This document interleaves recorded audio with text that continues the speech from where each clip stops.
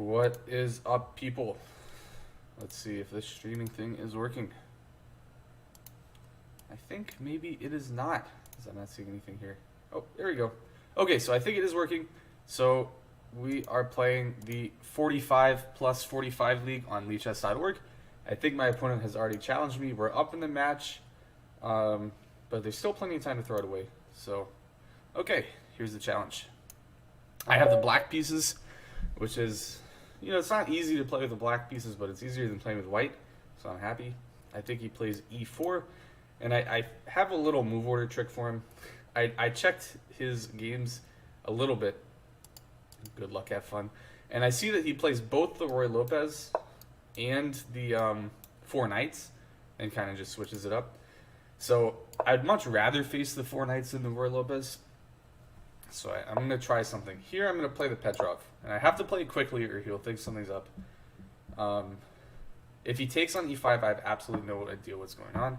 Thankfully, that did trick him into going to the 4 knights. Excellent. So if I played knight c6 right away, I was afraid of bishop b5. Alright, so I'm going to blitz out some moves to try to encourage him to blitz out some moves. Because I just looked at this opening. I didn't even bother checking the Petrov. So fortunately, this move order trick worked. So bishop b4, this is just main line, developing pieces, putting pressure on e4. So I think he has to take on c6. I'll recapture with the b pawn. I will castle. Let me actually put in the link to this stream to the chat. Not that there are any spectators. Streaming here, Control V. Cool. Okay. So knight c6, bc6, of course. I'm expecting bishop d3, d5, d5. He can take. He should. I think taking is the main move for sure. If he takes, I'll castle. Okay, so he takes, and I'm going to castle. And I don't expect him to take on c6. If he does, it would be uncharacteristic of a 4 knights player. So 4 knights player you'd think of usually as being pretty boring, not wanting to mix it up too much. But maybe I can make him think that I blundered here. So bishop c6, black gets a lot of compensation starting with bishop g4. But he could also just castle here. So if he castles, I just have bishop g4, f3, bishop h5, bishop g5, and then this move queen d6. Yeah, okay, so as expected, he does not take the bait on c6. Bishop g4, we're still in theory. So I'm following Jan Gustafsson's chessable repertoire, which I just watched like an hour ago. So we'll see what happens. Here, f3 is by far the main move. Can also play knight e2 or bishop e2. I think they're, I guess, a little less critical maybe, but okay. It's all possible. F3, bishop h5, bishop g5, and queen d6 is my main line. I don't know a lot after that, but I know queen d6 is supposed to be okay for black. And I think Mamedyarov played it maybe. Okay, so he's thinking. We both have a ton of time. Oh, and there also is a secret factor, which is that I have to go run a tournament at 9 my time, and it's currently 7. So if it hits 9 o'clock, I'm going to offer a draw, and then I'm going to resign. But so you might see me playing a little faster than is strictly necessary here. Okay. Usually, it's really bad if you can let an outside thing like that influence your game, but I don't really know what else to say. I didn't really have another time this week where I could play this game. Okay. So the queen is attacked. He's got to do something about it. I recommend he plays f3. If he plays bishop e2, I'm just going to trade bishops. I'll recapture my pawn on d5. It should be equalish. I put it in the engine, and the engine likes black, but Mr. Gustafsson said equal, so. But the engine said like minus 0.3 or something, which is, a little bit a lot, but we'll see. Yeah, I don't really have anything to talk about here at all. But we'll see.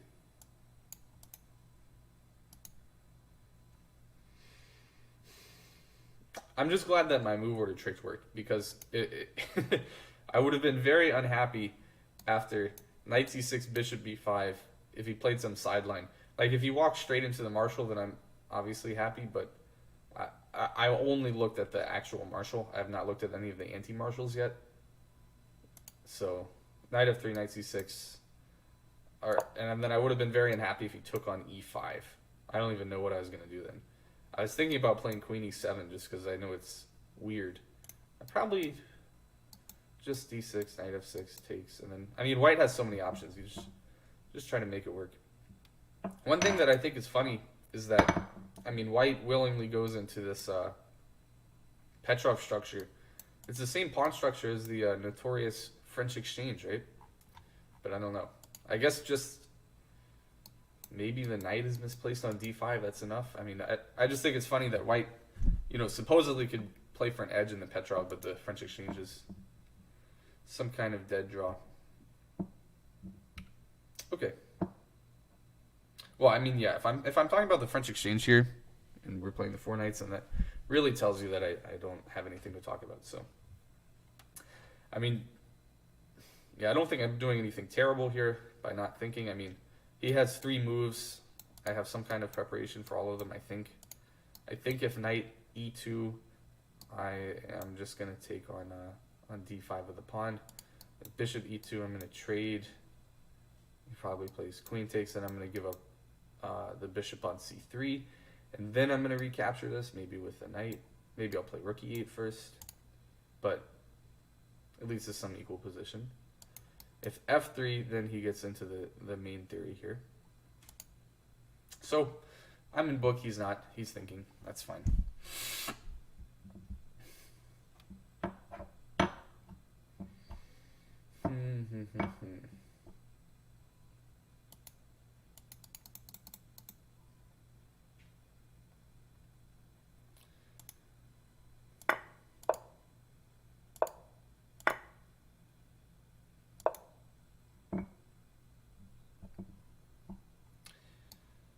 Yeah, he was never going to take on c6. It's just too exciting for a four knights player. But, okay. Maybe he could have Halloween gambited me. That would have really surprised me. I'm not going to calculate anything. I'm not even going to pretend to calculate something. Like, if it's later in the game and I'm at least out of book and I'm in the same situation, I'll pretend to calculate a line. Here, there's nothing to pretend to calculate. Maybe I'll do tactics instead. Is that cheating? Is it cheating to do tactics during a game? Okay, so he plays f3. So we're going to get one of the more critical lines. Bishop h5. I'm expecting bishop g5 here. If he takes the pawn, I would play queen d4 check and swap on c3. I usually don't have a lot of trouble winning this pawn back with the 3 isolated double pawns. So we'll see what happens. We will see what happens. Bishop g5 is expected. g4 is possible. g4 is possible. But I guess g4 is the move if you really, really think you can hold on to this pawn. g4, bishop g6, hg6, take here. Then what do we play? We take on c3. Take on c3, queen e8. It's all coming back now. Bishop a3, queen d6. Yeah, if I had not looked at this exact line within the last hour, I definitely would not. I would be out of book now, but it is good. I don't know. I mean, people always say that opening preparation doesn't mean anything. I mean, I've sniped quite a few people in the opening, some of whom were just better players than me, but you check their games, they play a refuted line. Okay, so he does play this. This, Mr. Gustafsson said, is good for black, so I'm not going to think about it too much. And we're definitely out of book. White hasn't done anything completely ridiculous. In fact, they have a bishop pair, but I think this is supposed to be at least equal here. It's supposed to be at least equal. So queen d4 check, king h1, and we're going to take here. We're going to put our rooks in the middle. We're probably going to put the bishop on g6. We're going to recapture this pawn. And we'll see if we have anything left to work with when all of that is done. So we win one pawn back immediately. So we're down one pawn. I am hitting the rook on a1. So we'll see what happens there. Maybe bishop a3, rook fd8. How funny would it be if he just gave me a rook here? It's not too realistic, but it would be funny. So I guess bishop a3 makes some sense trying to do this with tempo. And then I got to think about, do I want rook e8 or rook d8? I feel like most natural is putting the rooks in the middle. But it's also not that crazy to put rook fd8, making the pin, because I mean this rook can still come out to b8. So I mean, like if he doesn't play bishop a3, I don't know. My first reaction would definitely be this. Maybe that's wrong though. Maybe the rook actually could just be good on the b file. Or you could try to penetrate there. This pawn is not going to be here forever. I got to remember that. Yeah, that's tough. I have 3 open files and only 2 rooks. Alright, so here, like if he wants to hold on to the pawn at all, I guess he's got to play bishop a3. Does bishop g5 make any sense? Bishop g5, take here, rook b8, rook b1, rook b8 maybe. That doesn't seem that scary. Do I have to rush to reclaim this pawn actually? Maybe I should let this pawn sit and just try to, you know, continue developing. Rook d8. No, I don't want to play rook d8 super much. I was really about to say super much. I don't really want that badly to play rook d8, putting myself in this pin. Maybe if bishop g5, I will just play knight d5. Yeah. Knight d5 makes a lot more sense when it can jump to c3, so maybe I take here first, as long as there's not anything more pressing. But if queen is on c6 and I play knight d5, okay, then I'm gonna like lose the knight or something to bishop d5, so that's certainly not ideal. Okay, I guess bishop g5 is more interesting than I thought. Like now bishop a3, rook d8, like okay, I obviously take this pawn on the next turn, there's no question. Bishop g5 actually I think poses more problems. Not insurmountable problems. I mean, I don't think I'm worse or anything, but it does ask more questions than bishop a3. We'll see. Let me check if, let's see, anybody's watching my stream. Not particularly. So, yeah, I'm out of book here. He's obviously been out of book for a while. The last evaluation I heard is that this is fine for black, so I'll say it's an opening success. I'd much rather have this than some closed Roy Lopez where I have to maneuver and equalize and all that stuff. So I almost pre-moved a very dangerous queen move there, like queen b3. It's like Russian roulette for chess. You pre-move queen b3 and then try to cancel the pre-move as fast as you can. And if they move during that time, then you're down a queen. Okay, so rook is hanging. You've got to pick a square for the bishop. Bishop d2. I mean, most moves I can at least play queen c6. Let's look at bishop g5. Bishop g5, is there something terribly wrong with queen c6? Queen c6, I'm not really playing knight d5 because of this bishop d3.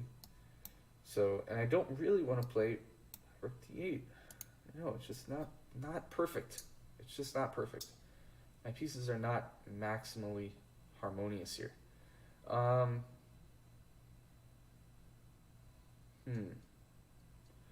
could play bishop g5, h6.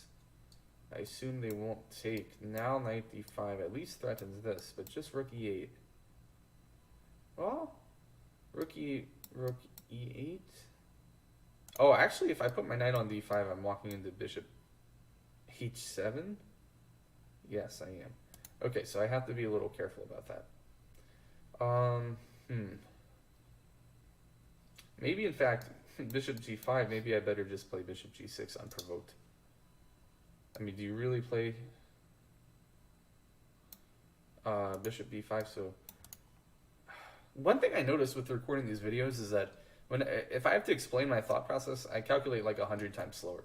I think I'm a little more accurate, and I think I play a little more logically, like having to talk through everything. But it's a very slow calculation, which is fine because my opponent seems extremely slow too, and I do have a lot of extra time on the clock. I mean, 45 minutes is just an eternity online, an eternity. I don't know. I find it pretty funny because over the board, 45 minutes is nothing. Like, you look over, you have 45 minutes left. You're like, okay, it's blitz. Like, I can stop taking notation. It's 45 minutes left. But online, 45 minutes is just basically fast correspondence chess. Like, you never have to worry about the clock. I don't know.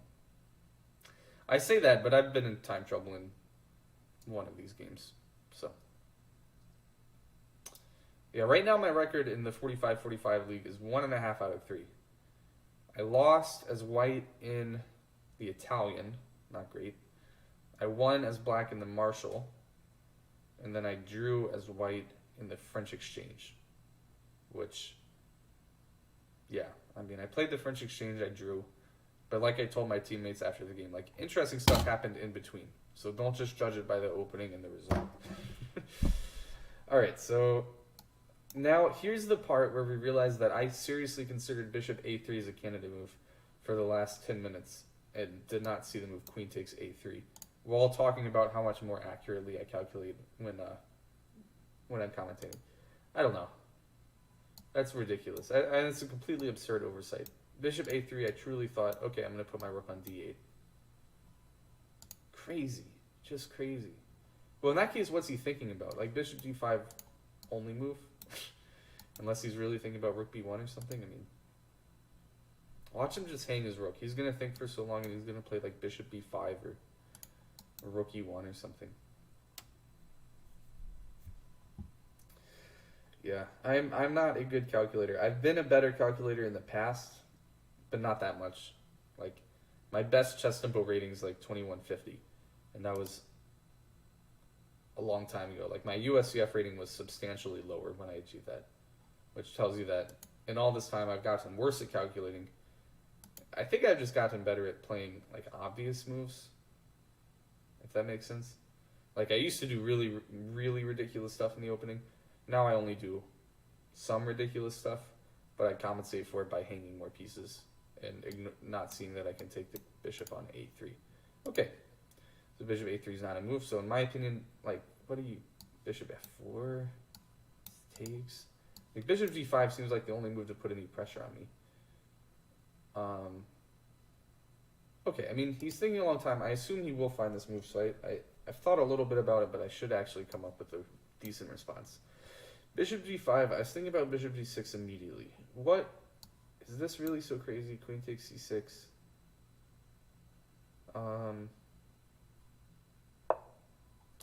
Okay, he does play rook b1. I guess it has the idea of, if I take this, you at least get to put something on b5.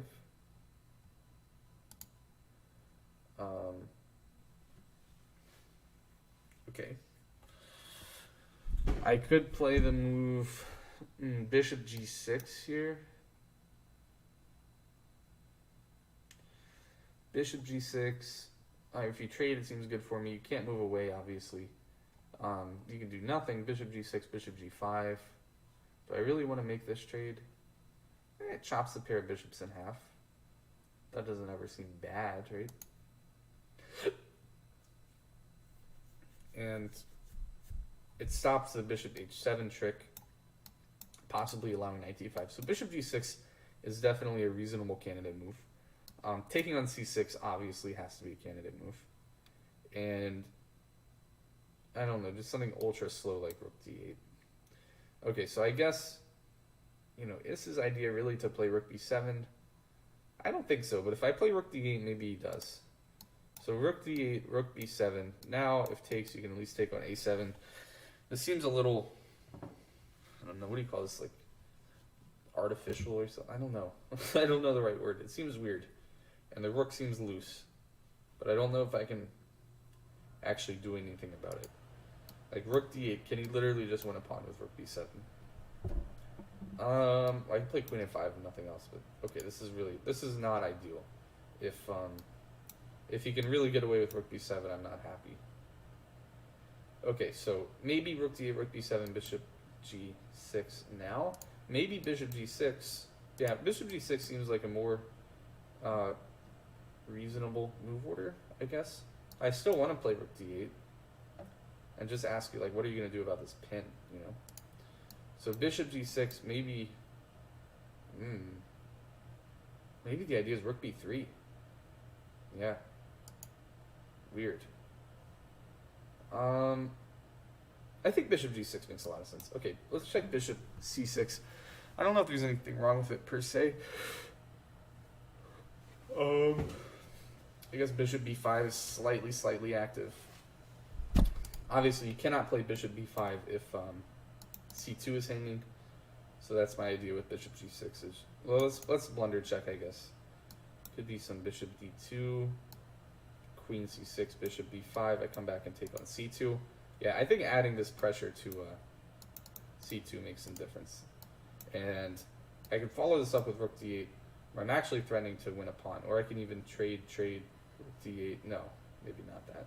Okay, let's play bishop g6. I'm not hopefully blundering anything. Bishop b2, queen c6 is not even worth mentioning. It just seems pretty clear. I'm just doing fine. Just doing fine.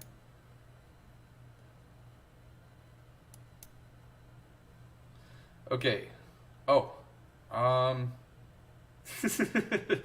didn't realize people were actually looking at the chat here. Okay, so somebody in the chat said, what was the opening? I've been waiting for you to notice that. Maybe I shouldn't look at the chat just in case somebody tells me moves, but the opening was the 4 knights Scotch. So here I played knight f6 just to try to trick him into this. I do not play the Petrov. I'm not a Petrov player. But I saw that he played the Roy Lopez, but sometimes he also played the 4 knights. I'd rather face the 4 knights than the Roy Lopez, so I tricked him here. Well, I don't know if I tricked him, but I got to choose the opening, which is nice. Knight c6, d4. So we're playing like ultra mainline stuff up to here. Like we're following like Yu Yang versus Mamedyarov, Norway chess. Okay, so this is all normal, and then here he deviates. And then the main move here by far is bishop g5, and he took on c6 instead, which as far as I know is equal for black after this, and then we're trying to see if that is correct, if it really is equal for black. Okay, so yeah, I guess really I won't check the chat just to be fair to my opponent. I mean, like, nobody's using my chat. I know it's probably not that bad, but just in case somebody's going to suddenly copy paste a whole stockfish line in there. Okay, so rook d8 is the follow-up idea. Rook d8, I don't know, if you ever play rook b3, I just take on c6, and I'm pretty happy with my position. I mean, it's boring, but you can't be mad that it's boring. Like, okay, if you play e5, you give white some options to, I don't know, play boring chess. Am I even justified in calling this boring? I don't know. That is for you to decide. It's imbalanced, right? He has a bishop here. The pawn structure is crazy. I guess the pawn structure probably will become very symmetrical. I guess. So maybe that's why you could say it's boring. But let's see what he does here. Does he still want bishop g5? I mean, I think I like the idea of just waiting a long time to really reclaim this pawn. Like, it's just no rush. Like, there's nothing he can seriously do to try to hold on to this. Like, takes, and then try to put his queen somewhere to hold on to it. I don't know. I don't see anything. So I take this pawn whenever I want. He does have a bishop pair for now, but I don't think it's going to stay there too long. So we're going to end up with a knight versus bishop in game. I mean, I'm happy with it. I'm up 2.5 million years on the clock. If he keeps thinking this long, then he's just going to flag around move. Well, let's actually do the math. I guess he's only down 10 minutes since he started because of that increment. Okay. So by this, he will flag around move like 50 or something. That's good. I only have to make it to move 50. No. I mean, I would like to win. I think if I win, then maybe my classical rating will go over 2200. I can I can retire from chess permanently, and yeah, there we go. I'll stop streaming. But yeah, I mean, a draw is not the worst result in the world for my team. I think it would even... No, a draw would not ice the match. They could still blunder that. A win would mean that we at least can't lose. We'd be up 3 with 3 games remaining. So, of course, winning is preferred. But I do have the black pieces, and he did play the world's most boring opening, the 4 knights, or at least the world's most boring opening as far as e4, e5 goes. Like, I'm struggling to think what he could even play that's more boring than the 4 knights. The Vienna is not that boring because, like, just black is better there. So then black can make it as exciting or boring as he wants. I guess the Petrov is pretty boring. So I sort of threw down the boring gauntlet, and he doubled down on it hard by playing the 4 knights. So, okay. Rook d8 is coming. Bishop takes d3 is coming, maybe. Bishop can't move because of bishop c2. Queen comes to c6. So let's see what I missed, because I'm sure I missed something here. I mean, I'm better developed, right? A little bit. Is that ridiculous to say? 1, 2, 3 versus 1, 2? I don't think that's ridiculous. All right, so I declare myself better on the basis of development here. I have more pieces out. If you can count the queen as a piece that needs to be developed. Which, why not? What is he thinking about here? I guess... I don't think he wants to take this. That seems very wrong to me. So he wants to leave the bishop here, but he's deciding how he should leave the bishop there. So, I mean, just bishop g5, catching up in development. That would be my candidate move if I were him, I guess. So if bishop g5, rook d8, we are finally threatening to take on d3. You can play rook b3 now and kick me out. You can play rook b3 and kick me out. I take here.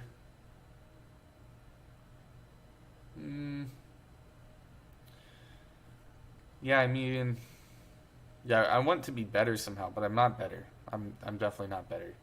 Even though I just said I was better 2 minutes ago. It was a lie. It's only equal. Only equal. He hasn't done anything that crazy yet. So.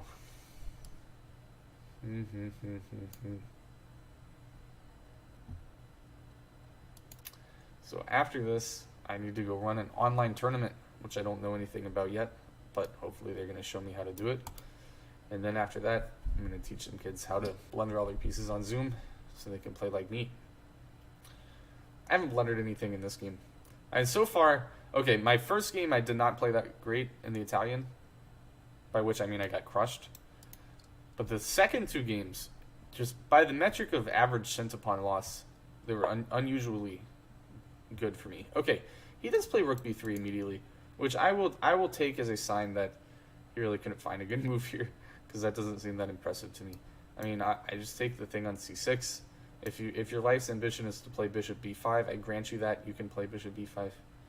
Oh wait, what am I saying? You can't even play bishop b5 because of this. Okay, so what? I take on c6. What do you got?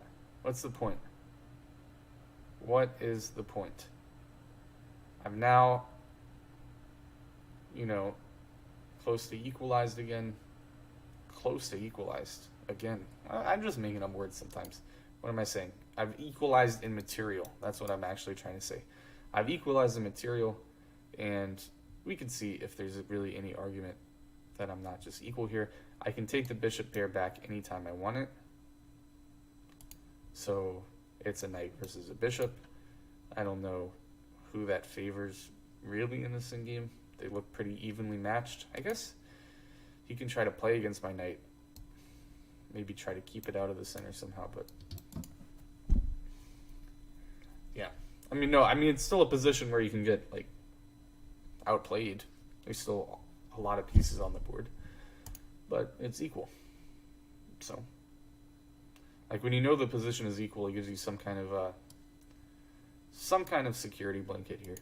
Okay, So rook comes to d8 seems obvious enough development for my pieces.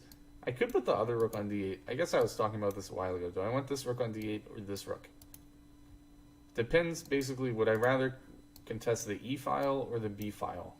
Keeping in mind that he already has a rook on the b file. I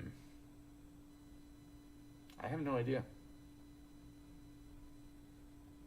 This, I mean, occupying the 2 center files seems very natural.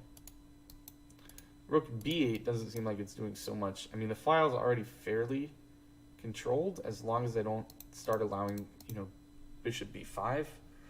Which I guess bishop b5 right now is only prevented by the fact that the c2 pawn is hanging. So if that changes, then there will be some bishop e5. So playing rook b8 might make sense there, heuristically, just to control the extra important square.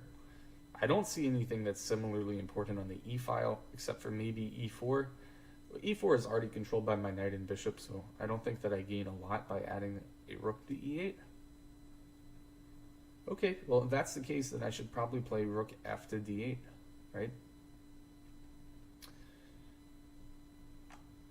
It probably was not. You're not going to find that thought process in logical chess move by move. I don't know if that was correct at all. But I think that I'd rather control the b5 square than the e4 square. Are there any other squares on the e file that I should worry about? Yeah, maybe just e1. Like, it's easier to protect against penetration on the b file than it is on the e file right now. Am I really worried about getting some rook e2? I don't know. What if he trades on d6 and plays or trades on g6 and plays rook d3? Just saying, I have a file. That could be very interesting. Take on d6, h takes g6, and then rook d3, just taking the file. I like that. That might actually be an example of starting to outplay me. There's nothing critical on that file. Famous last words, probably. I have the entryway covered on d7 for now, but not forever, because he has some bishop g5. I can't contest the file directly.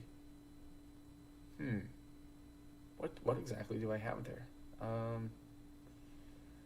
Do I have a trick to play forth? Let me see. No, I don't see a trick. I could certainly... Okay, so he doesn't go for it. Yeah, I think that could have been a way to pose problems for me. So he goes rook to e1. Rook to e1. Let's see. What... I'm looking for candidate moves here. I'm thinking about knight d5. I'm thinking about rook e8. I'm thinking about rook f d8.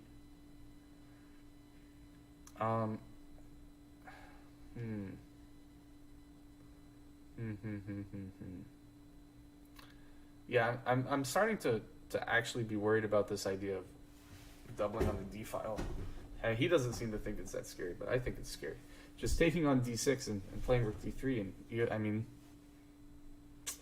I probably get counterplay there, but I don't know if it's a good idea to allow that. So my gut reaction here is to play rook f d8. My secondary reaction is to play rook a d8. Rook f d8 also sidesteps, you know, like if I really put a rook on the e file, there could be more bishop b5 stuff. So that's worth thinking about. If I play rook d8, at least you're not going to be able to take on g6. They could calmly unpin rook e2 maybe, or queen e2. Oh, queen e2 I get to trade some stuff, so I'm happy with that. I end up controlling the e file. What do you think about rook f e8? Rook f e8.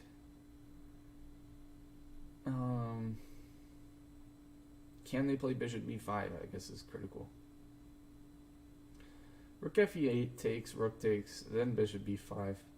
It's getting a little complicated. Queen takes e2. Oh, maybe can gambit. No, queen takes c2. Queen takes e2. Bishop takes c2. What am I even calculating now? Yes, yes. Okay, so yeah, if I put rook e8, I think they can play bishop b5. I can trade on e1. Do I want to do that first? Oh my goodness. Oh no, I was thinking about them trading first. Yeah. So if I play rook e8, they can play rook takes e8, rook takes e8, bishop b5, queen c2, bishop c2, and rook c3. And then my rook on e8 is hanging, and my bishop on c2 is hanging. No, then I have mate in 1. Then I have mate in 1, right? Or is that mate in 1? No, it's... What is that? It's mate in 2. Maybe that is allowable. I can't calculate. It's too early in the morning. It's 7:35 in the morning where I am. It's ridiculous. Okay, let me draw a bunch of arrows. Is drawing a bunch of arrows cheating? I don't know. Rook e8, takes, bishop b5, take on c2. If you move the queen, I move the rook. If you take the rook, I take the queen. So I think you have to make this trade. Takes. No. You can't even make the trade. As soon as you do that, I play rook e1 checkmate. Okay, so that doesn't work. So rook e8, maybe bishop b5 immediately. And then I can just trade, and take on c2 here, if nothing else. Yeah, I like this because it could just end up with me controlling the e file, right? I mean, rook e8, the idea is to play takes, and rook here. And then I get a file, I'm happy. Rook e8, bishop e3 maybe. No, then I do get to play knight here.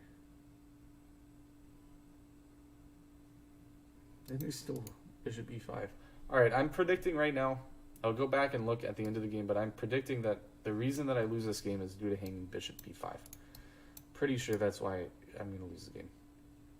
Okay, so maybe with that in mind, I ought to just play bishop d3. No, bishop d3, rook d3 is so silly. I should not do that. Oh my goodness, I've knocked my microphone over. Alright, let me get resituated here. This is a mess. Okay, so I'm thinking about rook e8, mainly because I've calculated some ridiculous line where I get to backrank checkmate. It does not seem that realistic.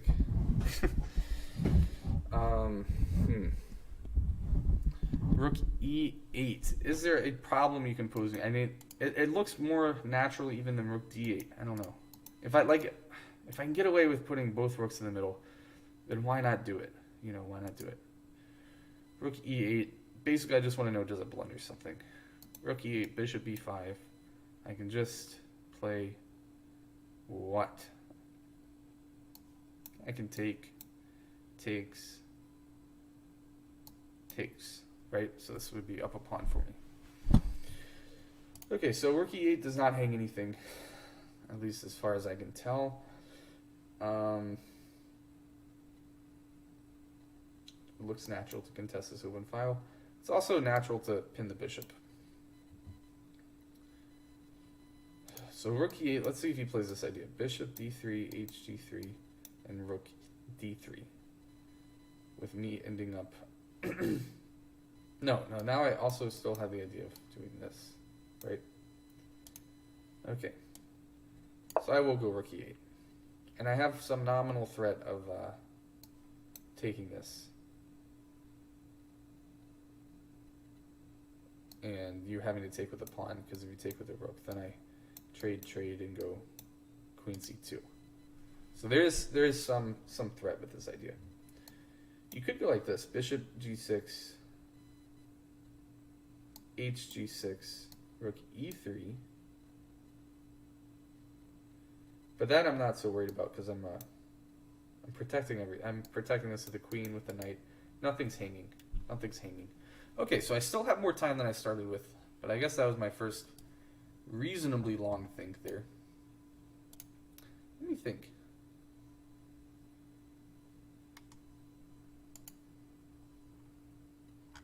I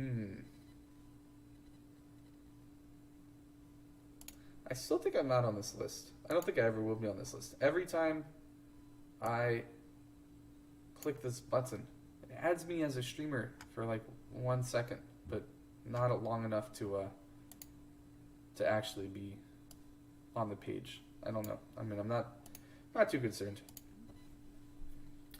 This is really just for fun. Okay, rookie 8, not something I'm ever gonna worry about. Still feel like I'm doing pretty well here. I mean, insofar as I was briefly down 2 pawns. No, I'm not down 2 pawns, so I'm winning. I won 2 pawns, right? Okay. Still, it's a little dry, I guess, a little slow, which is fine by me. And I'm way up on time, 20 minutes up on time now. He's actually slowed down kind of significantly. I think he was at 35 minutes by move 10, and now he's at 25 minutes by move 17. So hopefully he keeps slowing down. I don't know. I'm pretty fast. I mean, I don't think that much when I play. I think about you've seen my thought process by now if you've watched the stream, which you haven't because I have 0 viewers. I don't really think that much. Think about a couple things, I miss a lot, and then I just play a move, you know? Okay, so bishop b5, we eliminated rookie 8, bishop b5. Oh, improvement, I can even play queen takes c2 there. That's funny. Oh, I always could have played queen c2 there. Queen c2. Oh, yeah, no, that is still a trick, yeah. Because queen c2 and then rook here. So there are some back rank issues. If you just solve the back rank issues, and then rook e8, queen e8, rook e8, and I get a file, which is not a huge amount, but it's something to work with. Takes, c takes. I mean, I have a file. White has a file too. Maybe I can get active here. Maybe I can play knight d5. I don't know. I'm at peace with this knight versus this bishop. Like, it really could go either way. I don't think the structure is defined enough to say that either one is going to be so much better. I guess you default to the bishop just because it's an open position. I think the knight will be able to hold its own if it can be, anchored somewhere strong in the center. That's what I think. And I mean, like everything, I think it's mostly wrong. I don't really know that much about chess.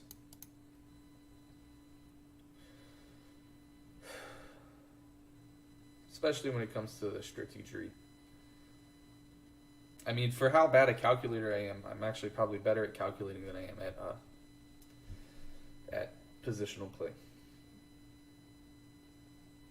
Which I guess a lot of people are. I think it's so easy to know what to do to improve a calculation. I mean, you just do 1 million tactics. If you do 1 million tactics and you actually focus and do a good job and analyze your thought process and keep track of your mistakes and all this stuff, you will absolutely improve a calculation. Positional play, easier to go wrong. I mean, because it kind of starts with move 1. Like, if you play some really terrible opening like the London system or just 1d4 in general, like, how can you ever learn positional play if you start at like a -1 position with 1d4, I don't know. But people do play 1d4. I think even grandmasters play 1d4 sometimes, which it surprises me, but they do it. Oh, I forgot I play 1d4 too. Very suspicious. Yeah, I mean, what is there to say? I don't know. It's such an extreme difference between how seriously you take this and how seriously you take a tournament game. Like, I'm doing my best here. I guess it's because I'm talking. I feel the need to try to, I don't know, tell a joke or something, which I don't feel in a tournament game. But I also don't feel any stress. Like, I can just, play a move, check it one time, and be done with it. In a tournament game, I check everything compulsively, and I get so nervous that it actually makes me miss more. Maybe I should talk to a psychologist. Rook takes e8 followed by rook, or rook takes e1 followed by rook e8 is my idea. Give me a file. I'm going to trade bishops. I'm going to play some boring endgame. I'm not thinking about this, but he's thinking about it. Usually when I get really cocky and I'm like, why is my opponent thinking? Then they bust out some crazy move that I didn't even consider. He's going to play rook c3. He's going to play rook b6. I don't know. Bishop e3 avoids all the trades, I guess, but it walks into knight d5. Bishop g5. I'm done with you. I'm not worried about bishop g5 anymore. I refuse to be. Bishop g5. I can take there. Yeah, I guess my real threat is not rook e8. My real threat is bishop d3.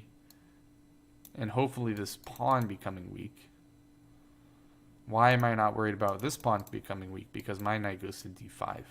That's what I think. Like, okay, if it's a bishop versus knight battle, I think I want my knight on d5. At least it's a very logical short-term square for it. The bishop can't kick it out from there. So I don't know. It makes at least some sense at first. If I do want the knight on d5, I think that means this pawn structure favors me because he can't cover d5 with the file, and he can't play c4 to kick my knight out.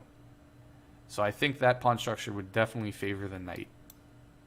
I don't know. That's my attempt at some Jeremy Silman thought process, but it's probably wrong. Probably wrong, like everything. Okay, so knight d5 is my idea.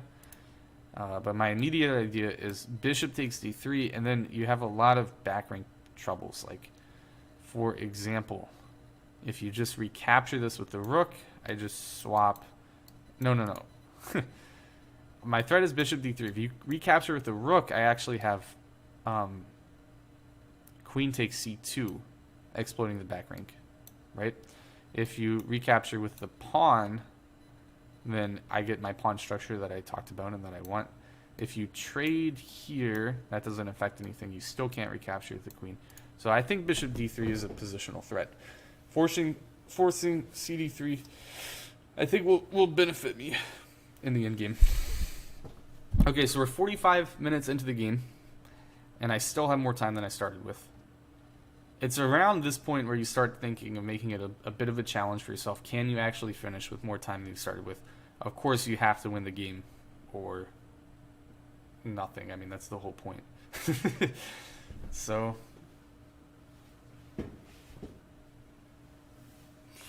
but I'll try not to do that, but I might get carried away.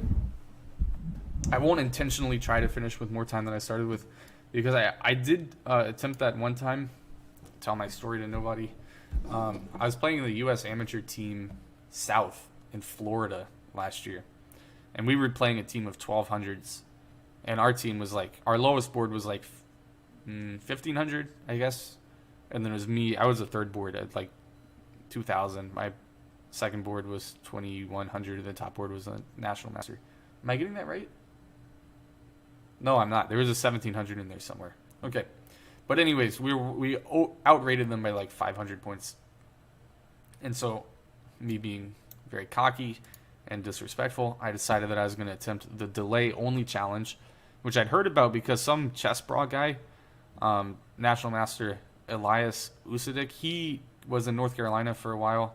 I just doxed myself. I live in North Carolina.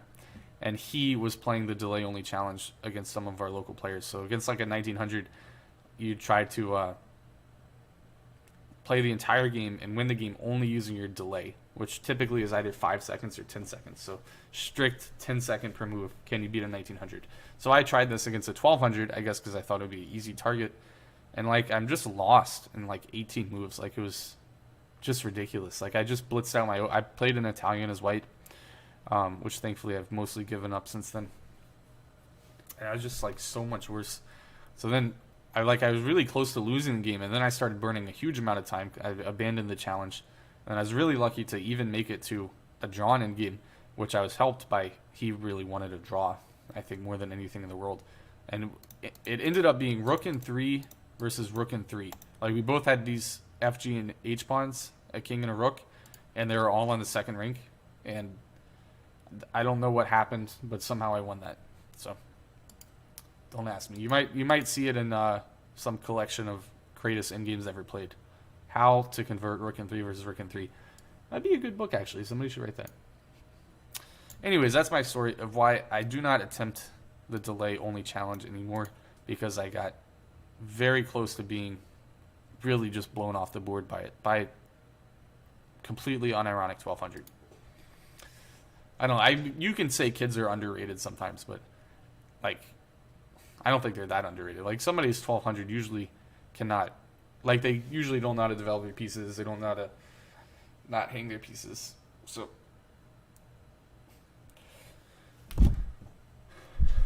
I mean, no disrespect. It's just that they're kind of at the beginning of the improvement journey. They're not someone you expect to blow you off the board. But maybe you should expect that. I think that when I first hit 2000, which is like January of last year, I think it immediately made me extremely, extremely cocky. It took me a while to be like, oh yeah, I'm still terrible at chess. Still, 2000s are still really bad.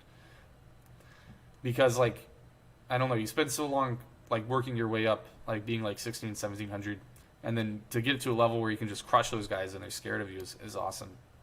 But then, of course, you have to play in the big sections. Okay, so this move is legal. You can play it. What else is there to say about it?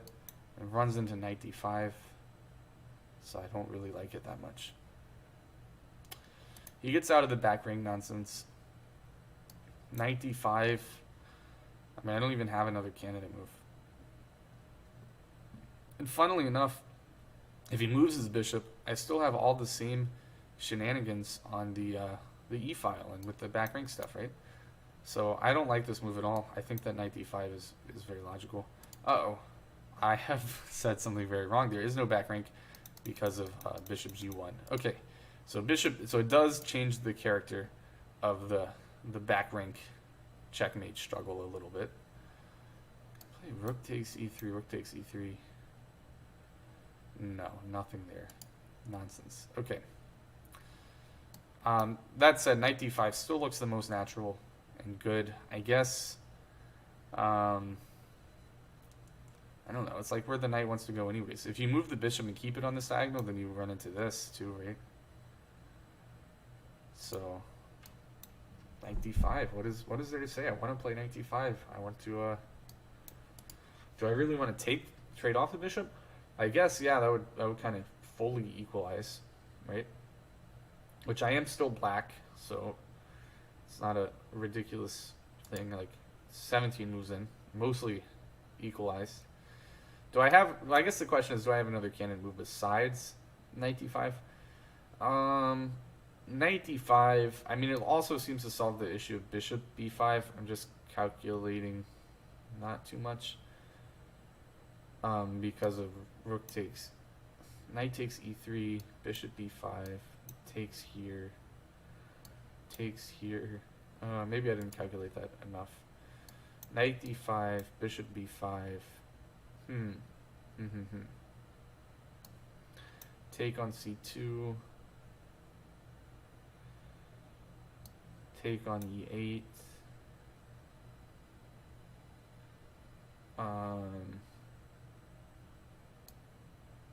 Yeah, that doesn't seem ideal.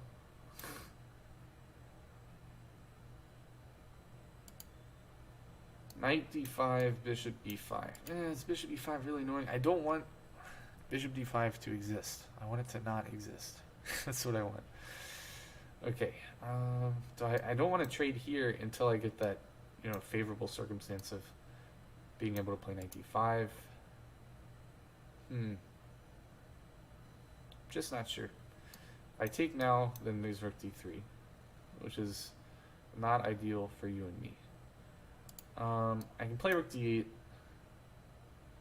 add some extra pressure. Rook f8, rook a8, like these are not unnatural moves at all. Rook d8, pinning, so that way if you trade, I can at least trade again. Yeah. Let me just make sure there's nothing at all after bishop b5, take on e3. I'm up a piece, right? Maybe you just recapture. I just recapture this way, and I'd be toasted there. Knight d5, bishop b5, take on c2. Again, you just take on e8. And I don't really think there's anything there to talk about. Okay, so I should not allow bishop b5. So I should not play d5 or knight d5. I should play instead rook d8. Let's see if you have anything to crush me after rook d8. I don't see it, so if you do have it, good for you. I play rook d8. I stop bishop b5. What more can I ask for? I don't know, I'm kind of just playing one move at a time. I think definitely one of the weakest parts of my thought process, if you will, is that I don't really try hard enough to find my opponent's ideas until they're like one move from winning the game. Like, for example, like I don't know, I guess I considered bishop b5, but I think if I tried harder to make it work, maybe this idea of bishop e3 would have stood out a little more. Because I definitely considered bishop e3 briefly for him, and I definitely considered bishop b5, but I didn't consider putting the two together. Which, if you reverse the thought process, if I had white, of course, if I have two ideas that I'm thinking of, then combining them seems very natural. But okay, so, but I haven't played so unreasonably that my position isn't, like, if your position is fine, you have resources, right? Like, bishop e3 was never going to be, I don't think, a winning move. Although I'm just now realizing that I'm hanging this pawn as I'm talking about how this can't be a winning move. I'm just giving him a pawn for free. We'll see what happens. This could be very interesting all of a sudden. Bishop takes a7. Look at this. I'm so wild. I am so wild. I just don't see anything. Bishop a7. How do you miss this? Crazy. Bishop a7, rook e8, queen e8, bishop e3, c d3, queen a6. Okay, so it looks like queen a6. Yeah. Other tactics notwithstanding, bishop a6, like just in a vacuum, bishop a7, queen a6 is already a fork, right? Or trade here first or whatever. So yeah, we'll say it's reasonable. Knight covers back ranks bank. So let's look. Bishop a7. What will I actually play? Rook e8, queen e8, bishop d3. You could play rook d3. Takes, queen a6.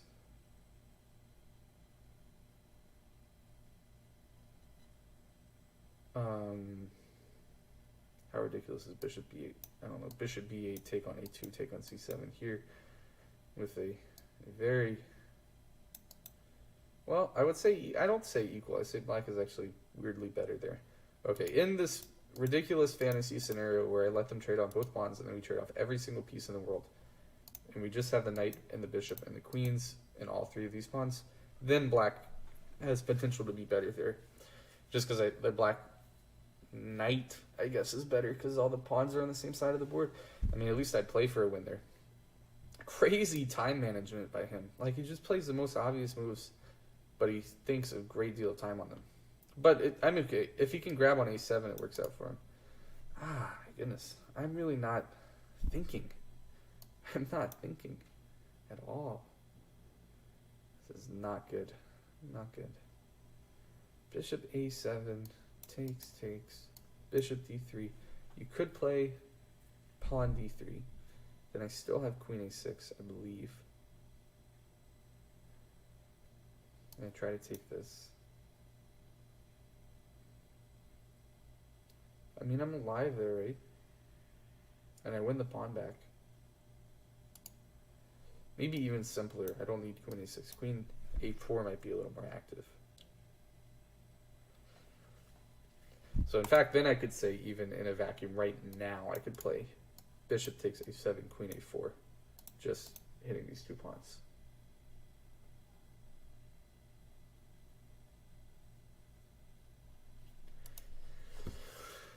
Okay, so I'm up an almost insurmountable amount of time, which isn't to say that he's going to flag.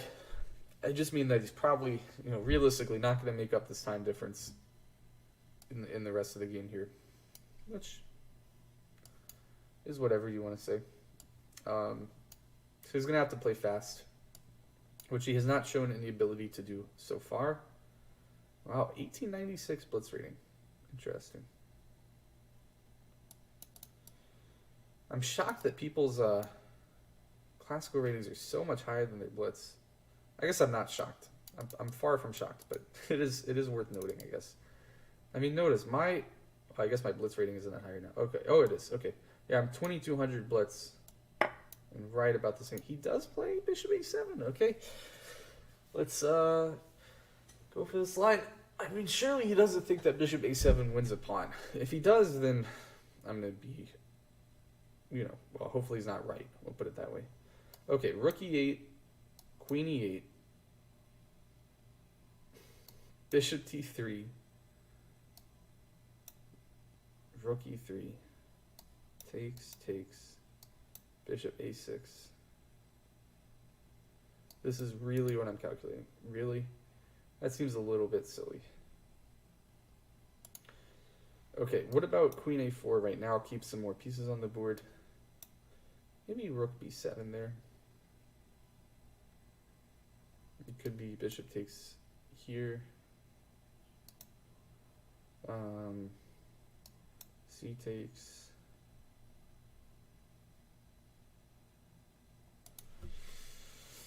Okay, queen a4 is definitely a candidate move.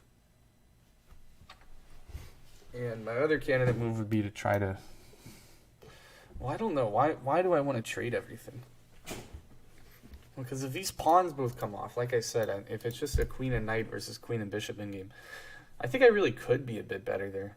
But it's not the end of the world. What would be the end of the world would be if I had some crazy fork, like queen a5 right now. And then for some reason he couldn't play this. That would be the end of the world for him. Queen a5 nominally threatens. Okay, queen a4. Okay, so the bishop is attacked. You do have to do something about it. You can't put it on e5. You could put it here, but what's the point? Point might be to play rook a3. Okay, so here, then queen e4. I don't know. Rook b7 looks natural in some weird, crazy way, even though it seems to like walk into every pin. Let's see. Then bishop takes, c takes. Then I'd have queen a6.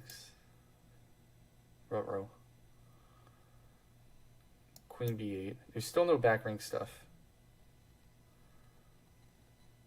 No queen b8. Then it takes here. Okay, so queen a4, rook b7, takes, and queen a6. No, then you just have to take here. Then I have maybe queen a5. It's getting, okay, that's getting a lot complicated. But my impression is that queen a4, rook b7 is very tactically sketchy for white. Just back rank stuff combined with just the looseness of these pieces. I feel like there should be something there. Okay, so let me check one more time. Queen a4, and I want to prove that you can't go rook b7. Okay, queen a4, rook b7. I take here. Any other moves? You could at any time insert this, but it only helps me. I think it only helps me. Could be wrong. Don't think I am. Let's see. So queen a4, queen a4, rook b7, bishop d3, cd3, queen a6,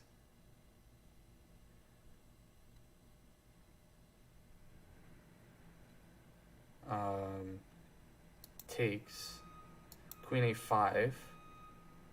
So hitting this pawn, hitting this rook, hitting that rook. I think you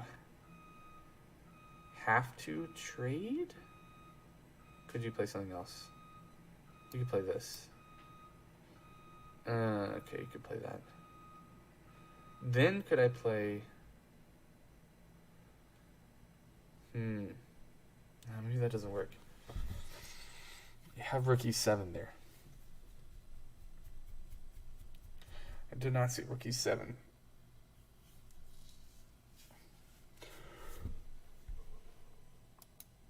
Okay.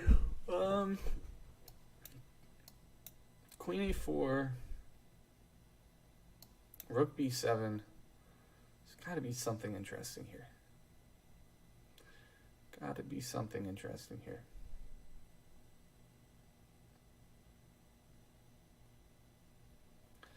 I guess I could just trade and... Well, maybe I should really just be considering this. Bishop d3. You can swap here if you want. It doesn't matter. Probably don't want to allow this. So cd3. Queen a6 hits every pawn. It is under attack. You do have to move it. Maybe bishop d4.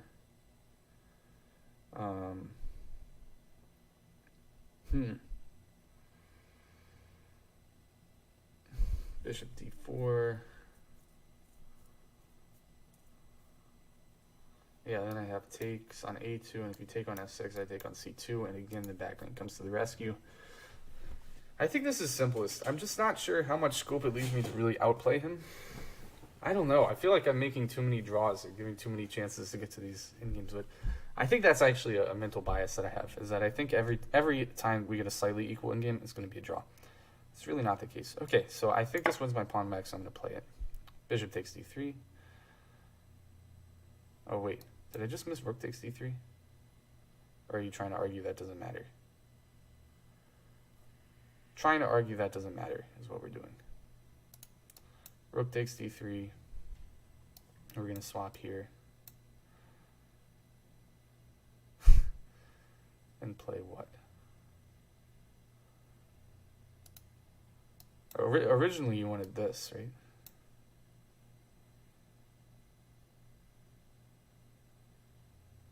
Okay, rook takes d3 is by far the most natural move, and not a move we really took seriously enough. Not good again. Okay, it was mainly we were calculating cd3. Okay, rook d3, swap, swap.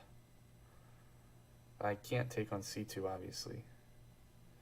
But I could trade here, here, and then go again for this queen a6.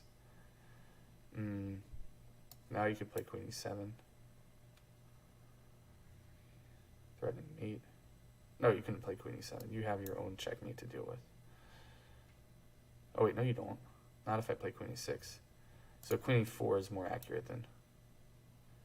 Queen a4 is more accurate because it stops any hope of the queen getting too active, because I'm threatening checkmate. So queen a4, bishop moves somewhere, takes. Takes. And let me think. Here? Yeah, I think so. Okay, I think that we've calculated everything. I mean, I'm not saying I didn't miss anything. I definitely could have missed some stuff. But if this ends up with like a queen and knight versus queen and bishop endgame, absolutely I will 110% try to win. I don't know how realistic it is. I don't know.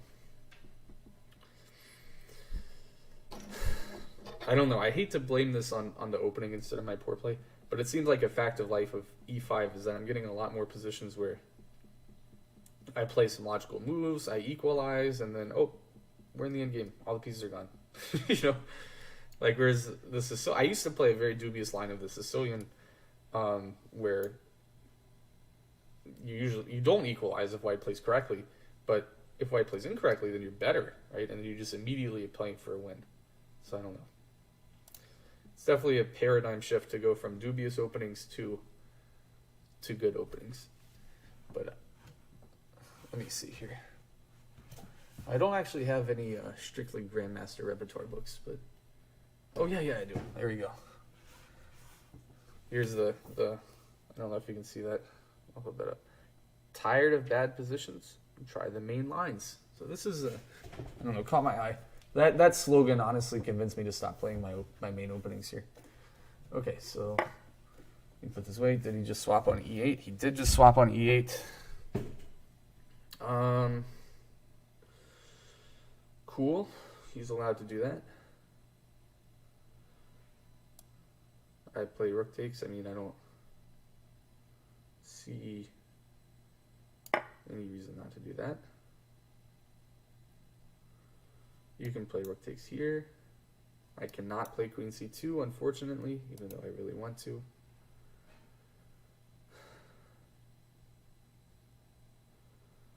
I can play queen a4 and I can take on a2. So it's not like the end of the world here by any means.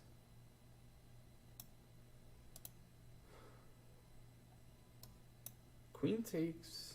Is queen takes a possibility? Queen takes, I was thinking of trying to make something crazy work. Okay, but I don't have to worry about that. Okay, so he takes with the rook here. I have queen a4 was my plan the whole time. At least that's what I'm going to say. Is rook d8 something to worry about? Survey says maybe.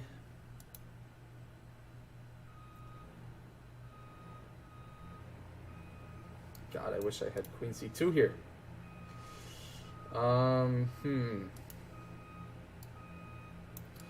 Okay, so I guess queen a4, rook d8 is the idea, right? Queen a4, rook d8, takes here, takes, and just, you know, queen here, here.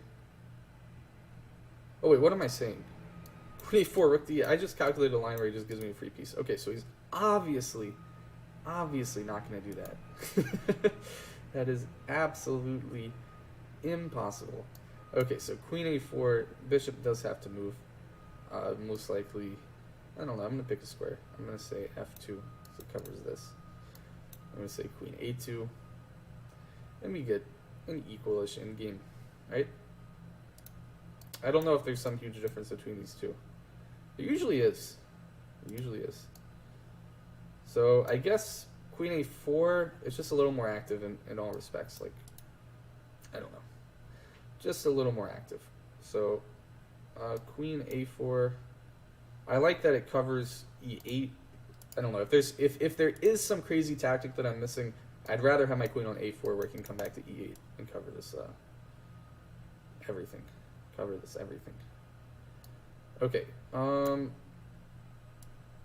Queen a4, let's go for it. Maybe he'll get crazy and play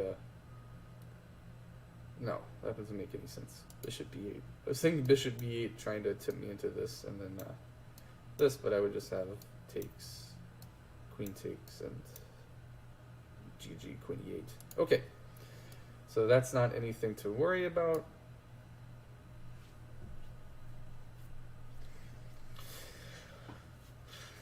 So I get my pawn back. I'd play an endgame.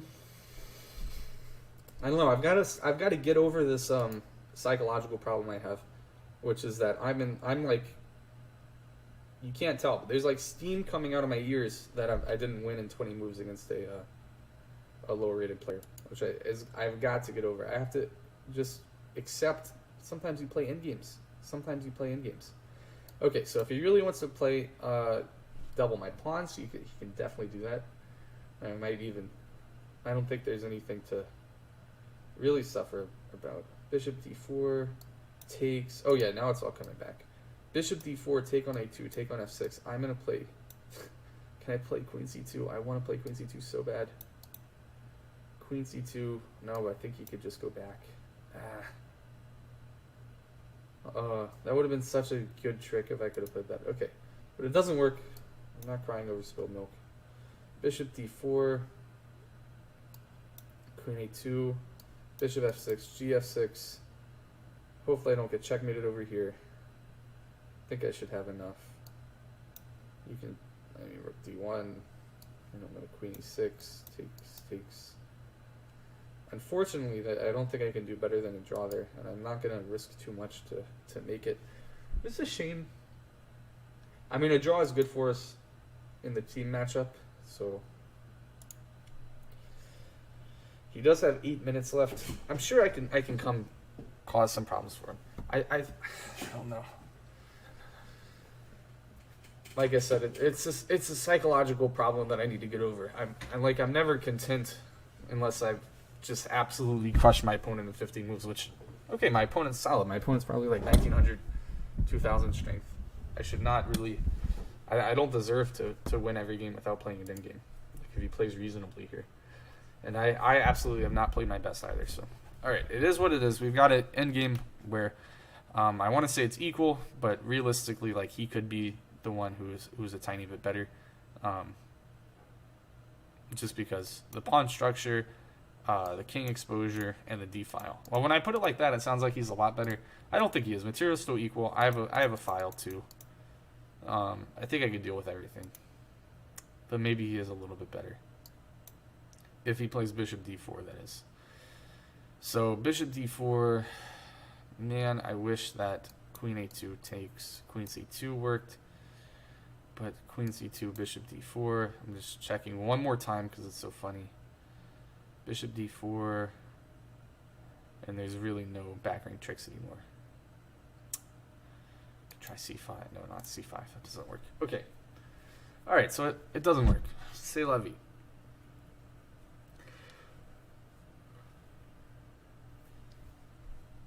Whew.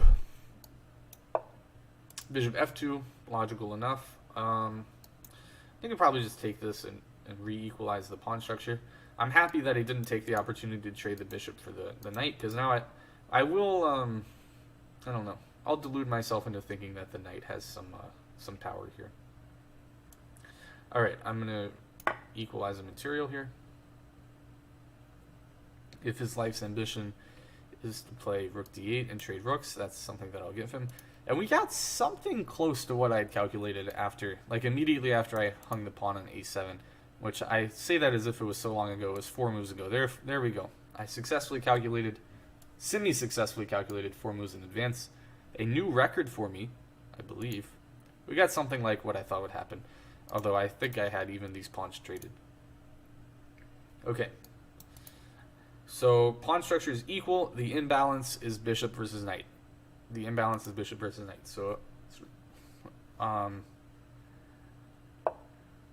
rook d8. Yeah, I mean, like I said, like if this is your life's work here is to just trade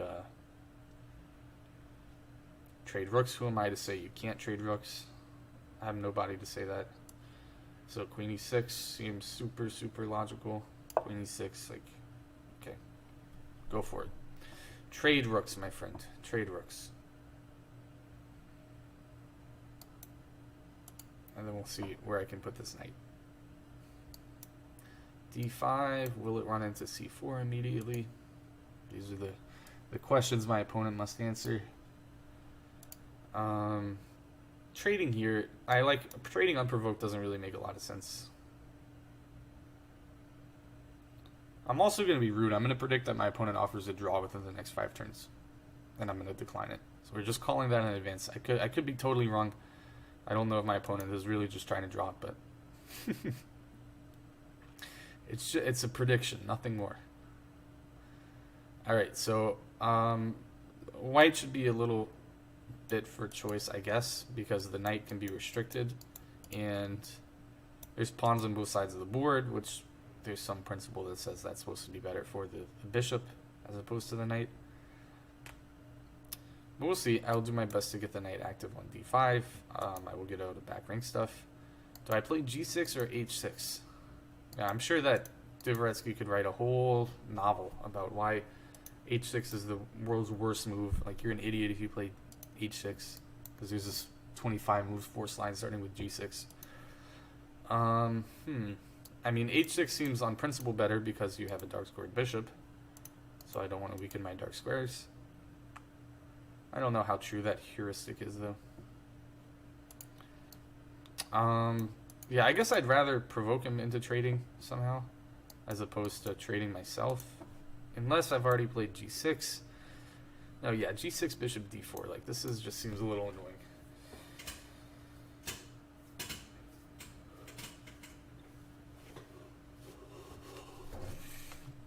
He has almost no time. Like, okay. I haven't calculated yet.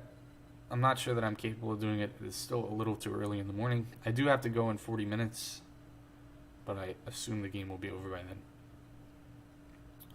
Alright, he's almost below the magic 5-minute mark. Nothing bad happens at 5 minutes. Okay, so he does nothing. Makes sense. I can do nothing too. We can do nothing together. It's true. Alright, so here I play h6 instead of g6, just because you have a dark square bishop, like I said. Now I maybe do have this idea. Maybe not. It does hang this pawn.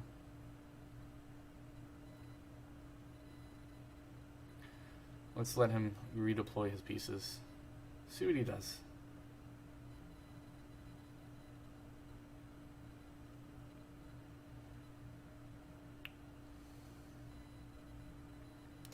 Yeah, I absolutely could end up worse here. Maybe I just am worse. Because I'm realizing that this also somewhat has an idea of this. Which is not great.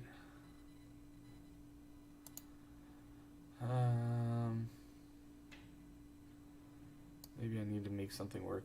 Knight h5, something forcing. What I really want is to play this. But that's going to take a while. Okay, bishop to h5. Yeah, I mean, that doesn't make as much sense as bishop to g3. In my humble opinion. I don't think it makes quite as much sense. No, what is there to say? Do I want to play... What do I want to play? What do I want to play? Do I want to play knight h7?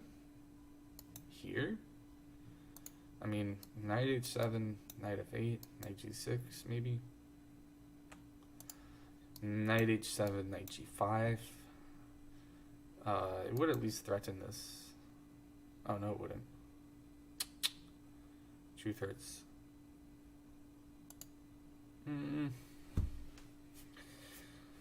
G5, G4. I don't really get the point of this move, but... Whew. I guess I have to come up with something. Oh, man. I don't really want to play this game anymore, but it's still going. Knight H7. Nominally pretending to threaten Knight G5. It's not the most ridiculous move. Knight H7, Knight F8. Knight H7, Knight F8 could be legitimately useful.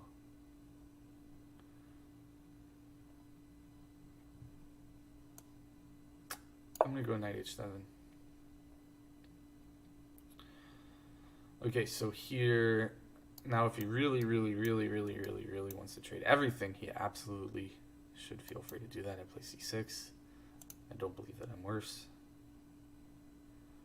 But he could play takes, and queen d8. Just very forcibly get everything off. I don't know. I just feel like King's more active by 1 square. That's what I'll say. King's more active, so I'm all good here. I've got to make peace with the fact that I'm going to have to play an equal endgame here. And I should be able to win an equal endgame, right? Like, if you really think that you're, you know, want to be 2100, 2200 strength, yeah, you should be able to play out an equal endgame against the 2000. You should win, right? I mean, I've been grinded down by those players in better positions than this from the white side. But I am going to have to actually turn my brain on. So maybe I'm going to take a mental break here. And when I come back, I will hopefully be ready to calculate a little bit, so I can try to win this game. Oh.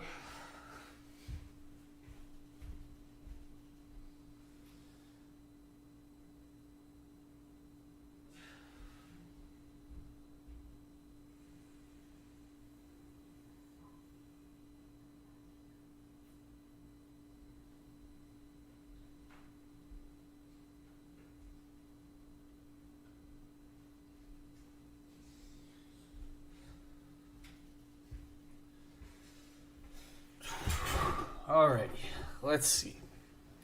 So, we know he can trade everything off with rook takes e8.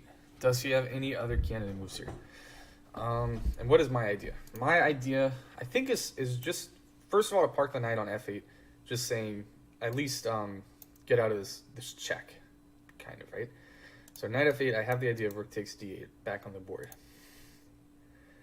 I don't really have any checks myself. What if he switches plans here? What if he goes like rook d7? Okay, he trades, and I assume queen d8.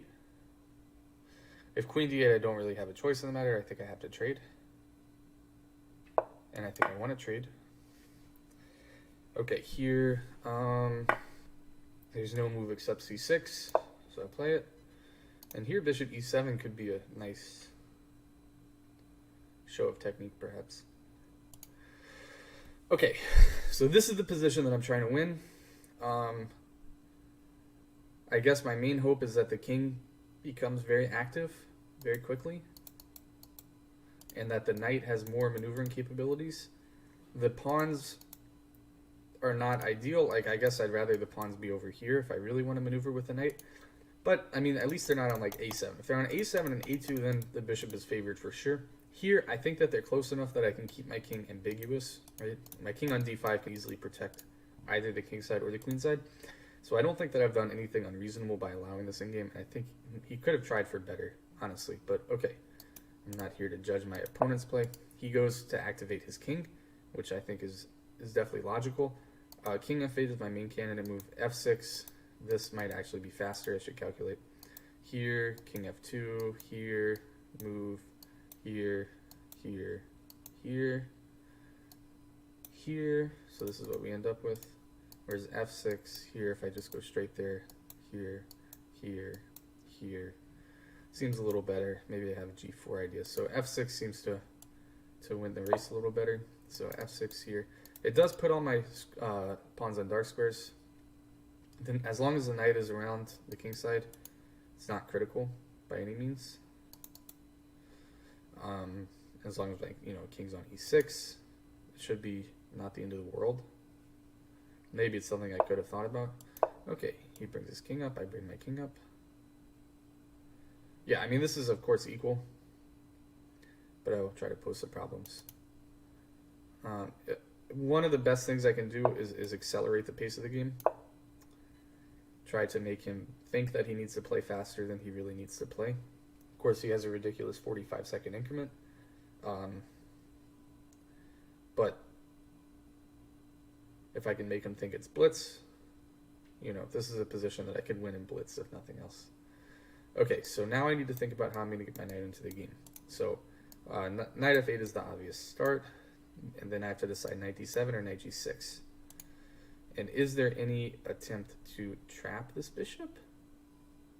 Bishop would be trapped if I can get my knight to one of, oh no, only this square. This square would trap the bishop. But it's not realistic to try to stay there. Okay, so he goes king d7.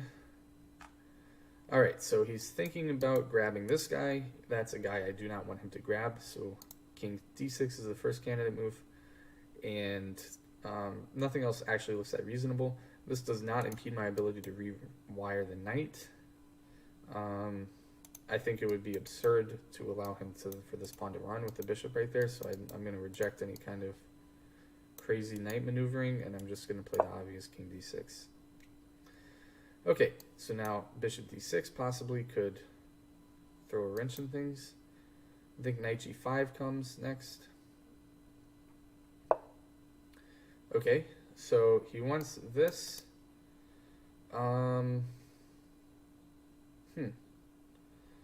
He wants bishop b4 check here, followed by king d6, possibly.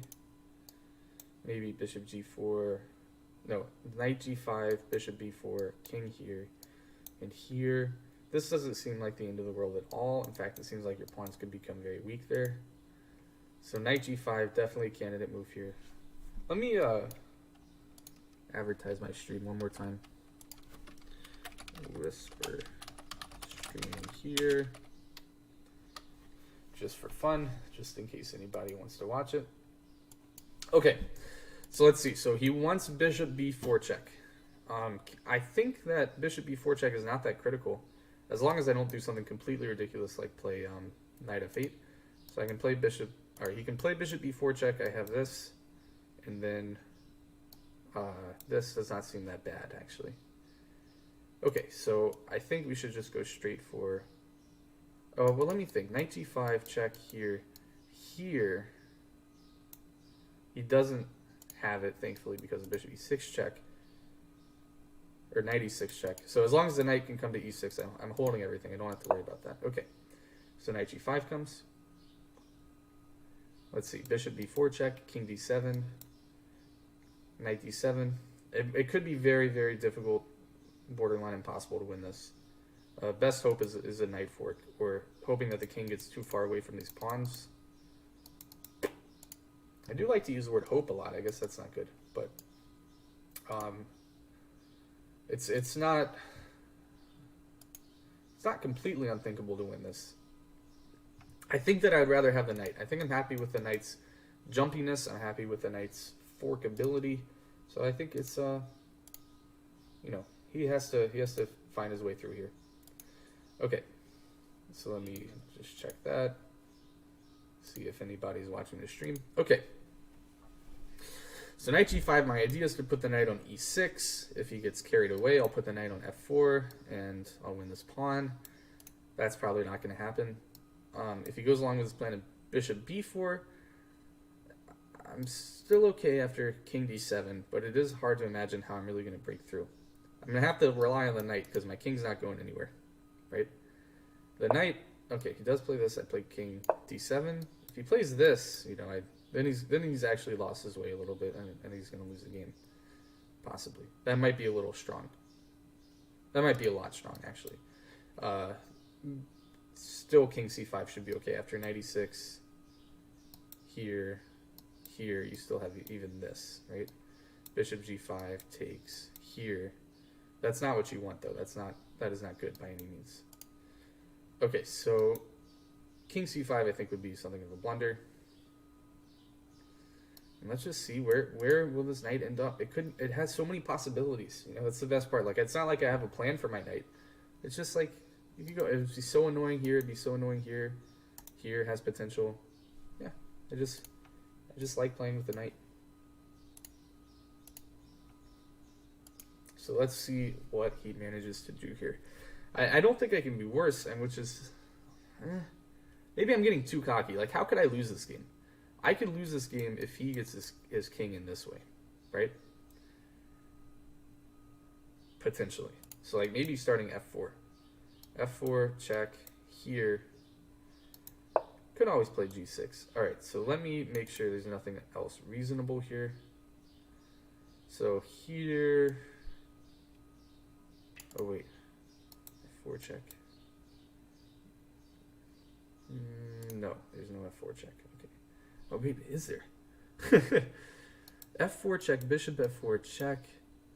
Yeah, f4 check. Okay, if king f4, I take this guy and win this pawn. Bada boom, bada bing. f4 check, bishop takes, check. The king has to stay somewhere where I can go here. I'm going to go f4 check. Looks interesting. I should have calculated that a lot more, but I'm not going to. I refuse on principle to calculate if I don't have to. So this just looks interesting. I'm going to get this pawn. You are going to get this. I'm going to get this. You take this. No. When you come here, maybe I play g5. g5 takes here, and I think I get this pawn. Okay, I think we're in business. I think this is becoming a little, possibly a bit winnable. What am I saying? This isn't winnable. I'm going to end up with one pawn. At the absolute best, I'm going to end up with one pawn versus a bishop, which is rarely winnable. I did just work through this chapter on 100 in games you must know, but I don't remember much. I remember it was pretty hard to win. I remember that much. Okay, f4 check. Well, at least, I mean, maybe this was silly. It's making him think at least. Yeah. Maybe this was just too much here. Well, I always, if you play bishop f8, I don't have to take this.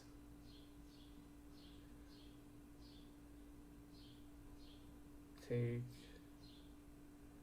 I could always play knight e6. Right? So I think, well, honestly, either one makes some sense. So I don't think there's a huge difference between these two moves.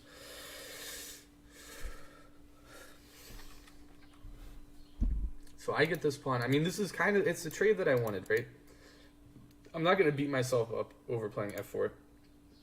But it was a little ridiculous to play that quickly when I have 40 minutes on the clock. I kind of need this game to end in the next 24, though. So I will play as if I have not that much time left. Because like I said, at 9 o'clock, I need to hop on Zoom to go run some meeting or run some tournament. So, is he thinking about not taking it? I think that would be a strange choice. Definitely he should take it.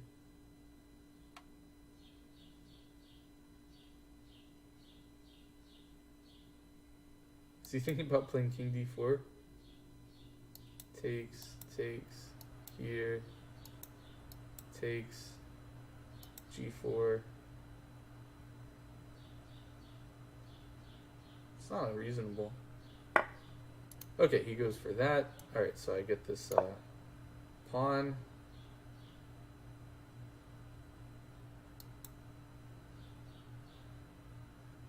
I get this pawn. Go on f4. So you should play, I assume king c4 is the most natural here. I take this guy, you go to f1 or f8, whichever you prefer. And then here I was thinking about g5, take on h6, take here, with some vague hope that this is going to lead me up a pawn, but it's not. It's not going to lead me up a pawn. I wish it was, but it's not. Okay, so here, oh, in fact, yeah, if king f5, I actually can go here. Or king b5. Play a different fork instead. So king c4 makes the most sense. Takes, bishop f8. I want to keep this game alive a little bit longer, I think. You know? g5 takes here. And the problem is if I come back here, you play h4, and the pawn's pinned. Pawn is pinned. Is there actually... No. There's some hope of trapping the bishop there. Maybe. No? King e7? Yeah, there could be actually... That could be a much stronger idea. King b4 takes bishop f8. g5, take on h6.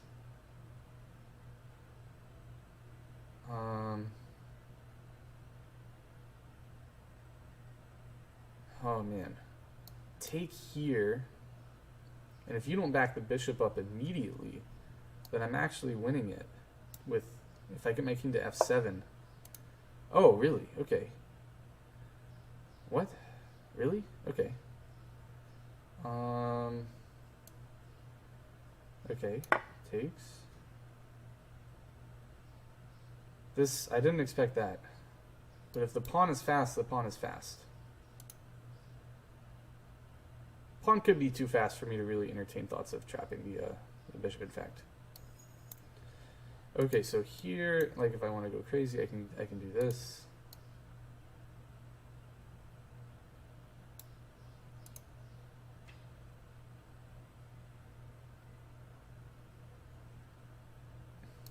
bishop g5, g5.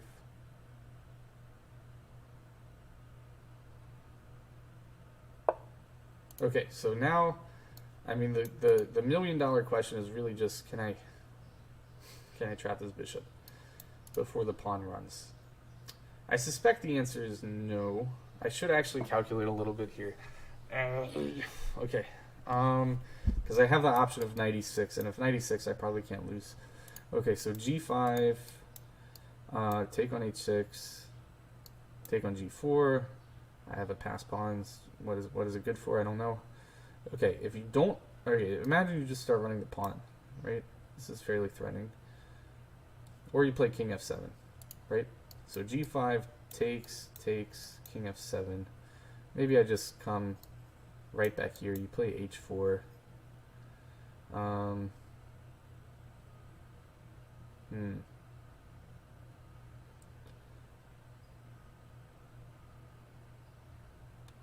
Play knight e6.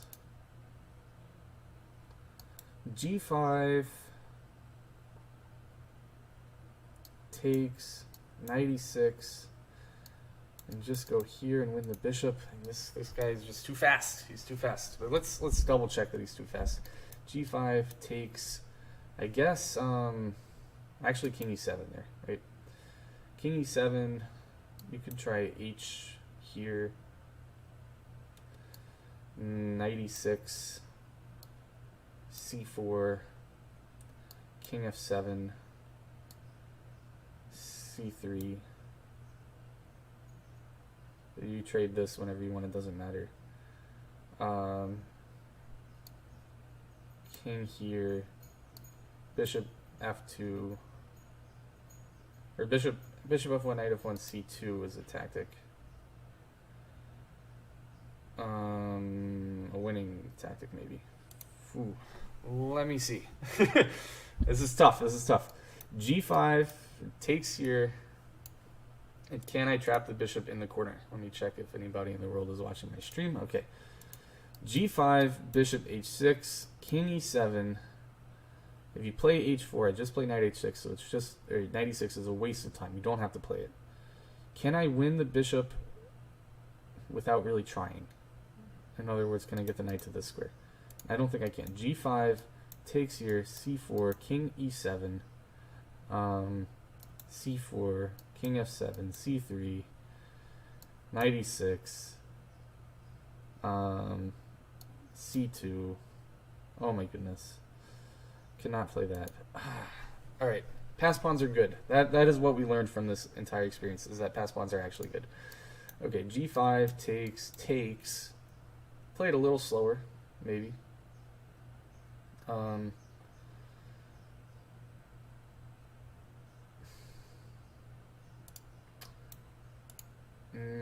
What about takes? Is takes ridiculous? Takes here. Yes, that is fairly ridiculous. What about g6? No way, Jose. g5, you gotta at least try to trap the bishop, right? Yeah, there's a big problem of you don't have to play c3. If you play c3, I fork, but okay. g5 takes here. Let me just make sure this isn't losing and then I'll play it. g5. You could play bishop f8 immediately, I guess. Then I play this. So you don't want to do that. You want to wait for me to play this so you can play h4. I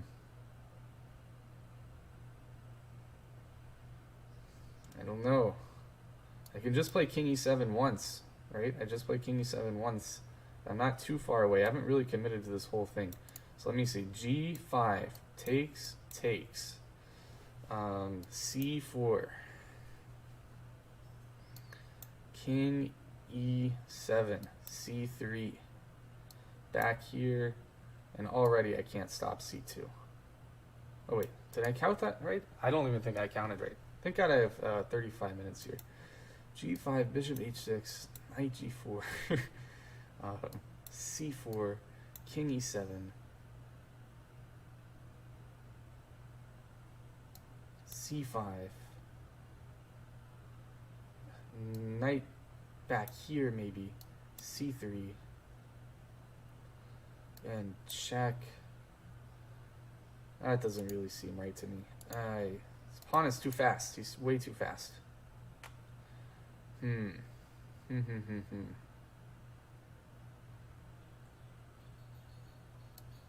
Do I have to play knight e6?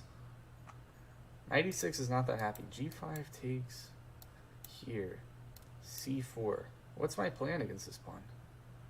I can't... I want to be able to just maneuver with the knight and nothing else, you know?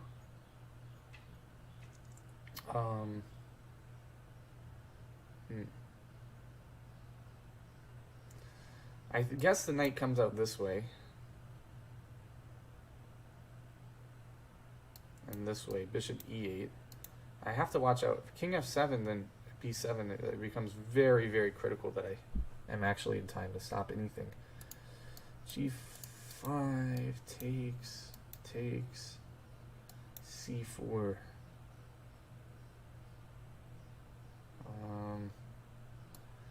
Here, h4. I don't even know what to say about h4. This takes. Well, shouldn't be losing at least. Can I win this? Or have I gone too far here? I may have just gone too far. This seems very silly. Like, you have a pass pawn. Why am I allowing you to do this? If I can block it on a light square, maybe. Okay, I'm going to go for... I'm going to regret going for g5. Takes, c4. I try to wrangle my knight back around. Winning chances are very, very, very, very low. Hopefully losing chances are also low. But I don't know. I would not like to end up in an endgame of knight versus bishop and pawn. You really have to... well, he can zugzwang me there. I think I'm... Yeah.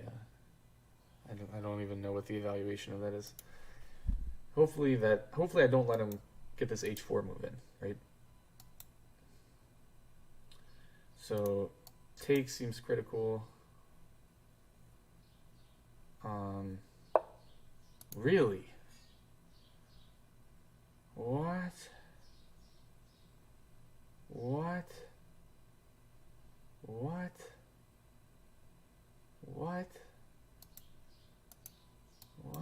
Takes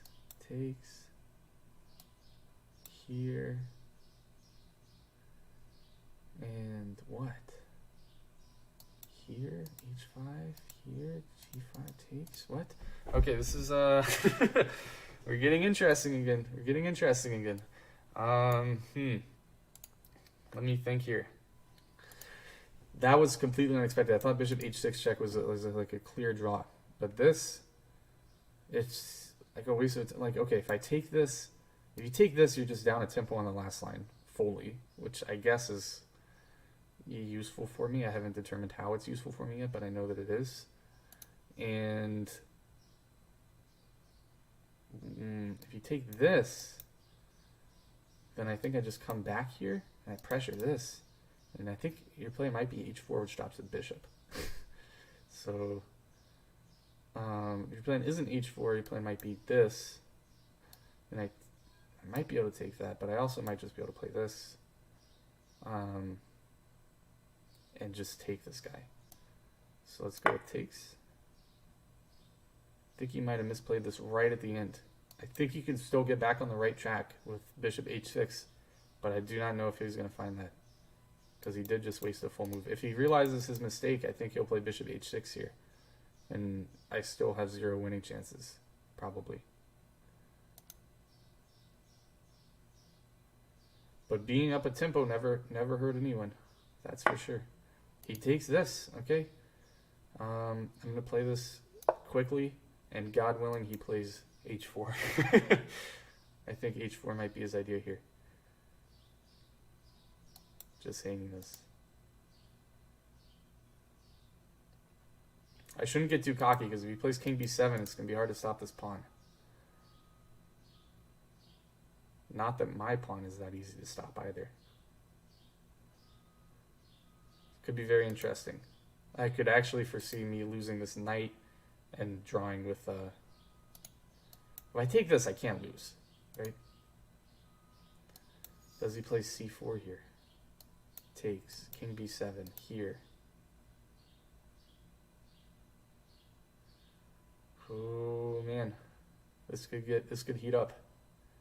This could really heat up. Bishop here. Trying to force the pawn all the way through. His king is so advanced. He has the b7 square. I have 2 pawns. His pawn is fast. I'm going to definitely have to calculate this. Oh my goodness.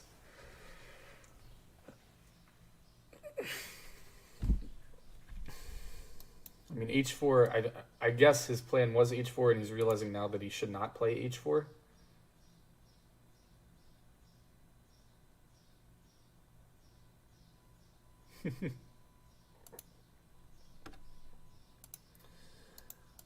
So this is, of course, threatened. This is threatened, and c4 seems like the move here.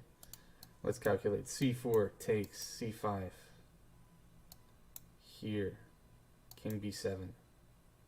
Am I already toast? I want to stop you on a light square. This could be rough. This could be very, very rough. King b7 also makes some sense. King b7 takes c4, back, c5. Okay, he goes for c4.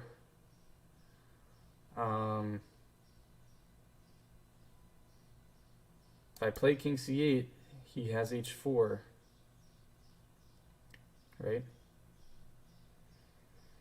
So I can't allow that. But if I go this, if I play knight h4, I'm completely committing to allowing him this b7. So take on h3, king b7, c5, knight c5, c3 check. I'm not in time to stop. Here, king b7, knight c5, c5, and what? Here, maybe?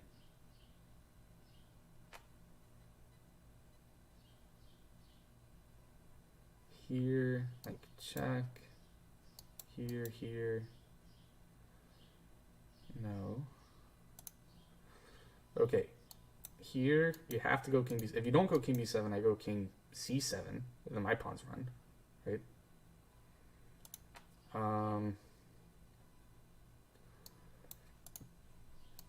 Here, king b7. And then actually I should have, no, then I would have this bishop d6, or king d6. Bishop here would be logical. Bishop here.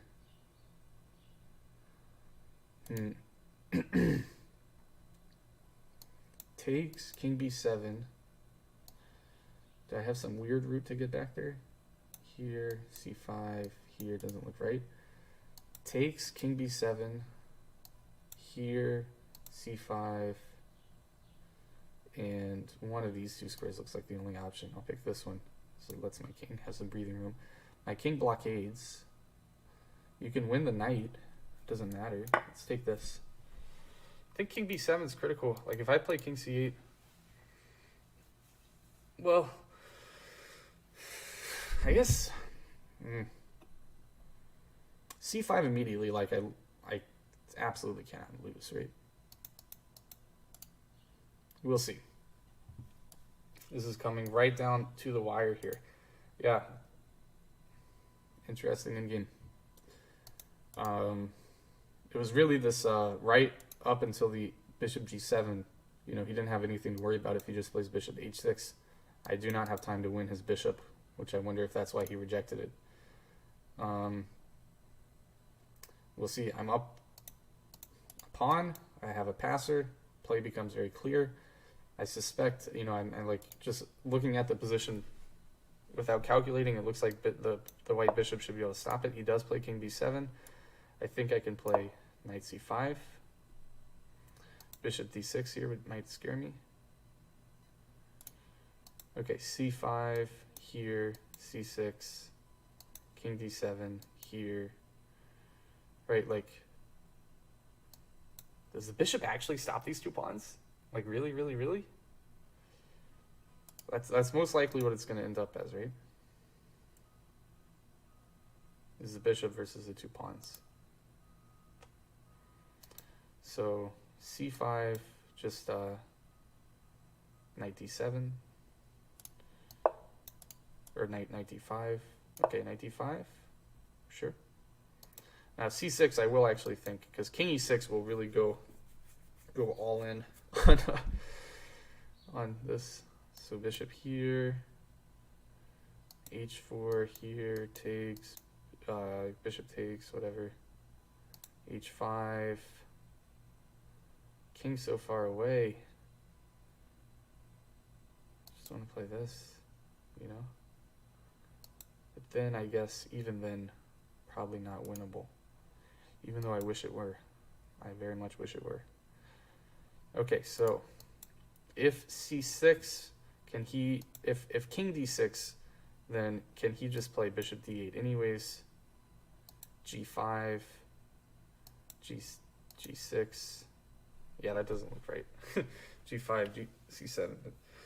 That doesn't look right.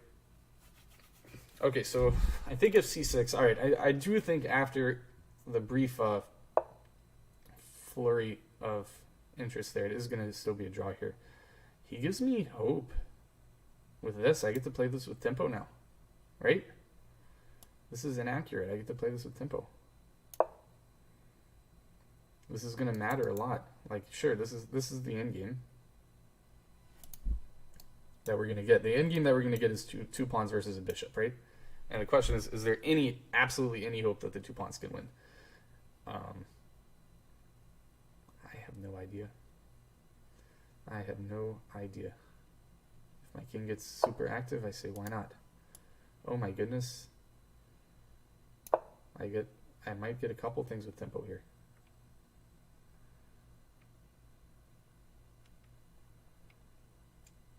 We'll see. I have some options for rerouting the knight too. I can always put the knight here.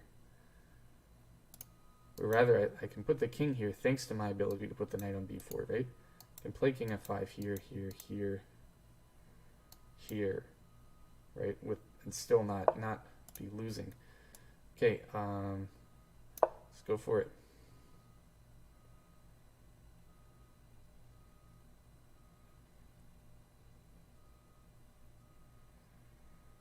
Can 2 pawns beat a bishop? Can 2 pawns beat a bishop? I'm gonna put my prediction in the chat.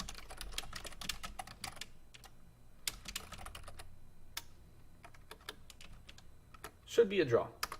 Let's see if I'm right.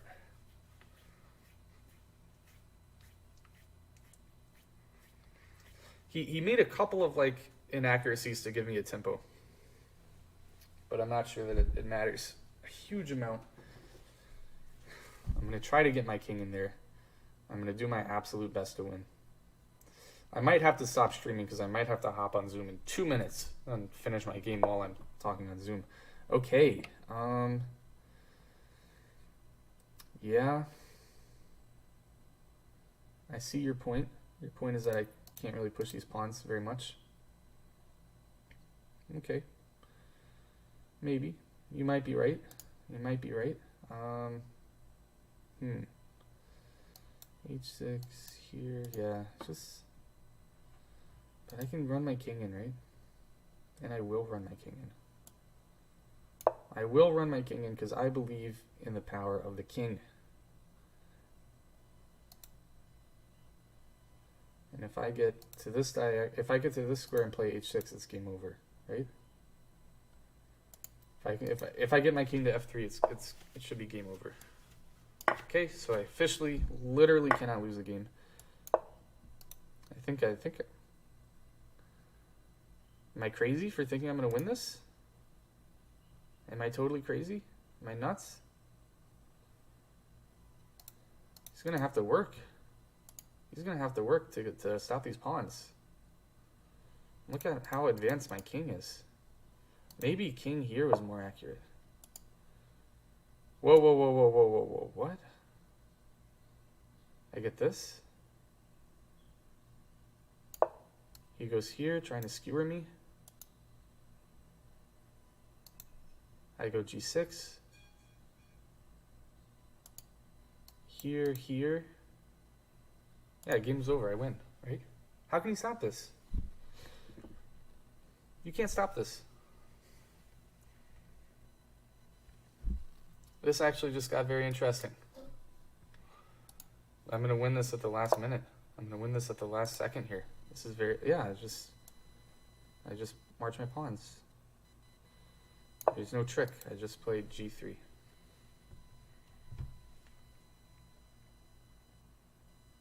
Game over. Wow. Okay. Yeah, that's what I'm saying. Like, okay. Hopefully this goes a good way to correct that psychological bias that I talked about of being afraid of the equal endgames. It's like, I don't know. I absolutely do not intend any disrespect to my opponent when I say this, because I include myself in the category. Like 2,000 rated players, just because the endgame's equal doesn't mean they can hold a draw. It's true in my own games, and it's true here. I happen to be on the right side of it here. But I am going to win this because g3 and h2 come. g3 and h2 come. So this is definitely interesting. Interesting game. If anything, I think he played a little too much for equality. Like, he's just really trying to draw the whole time, I felt. Especially forcing the queens off. I think he could have played on... There are like a few points where he simplified instead of maybe taking a small advantage. I guess starting with the decision to play the 4 knights. Okay, so I got to check here.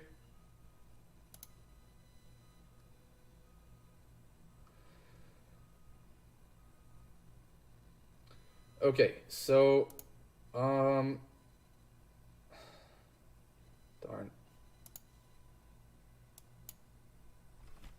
Alright, let me explain to this guy who I'm supposed to be on Zoom with right now that I'm going to take 5 minutes.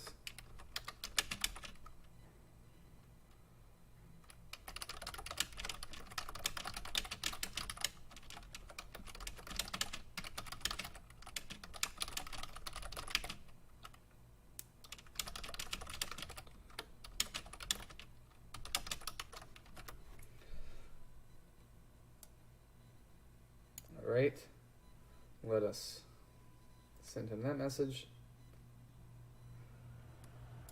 Okay, so we should have until like 9:10 here.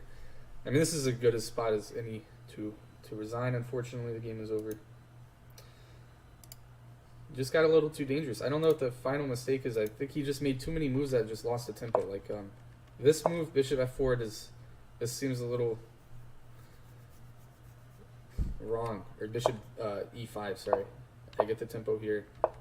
Again, with the tempo on h6, right? I mean, this is just... If you backed up to a different square, if you'd gone to, like, I don't know, here maybe, it could be a different story. Okay, but now I am going to play g3, and the game is over.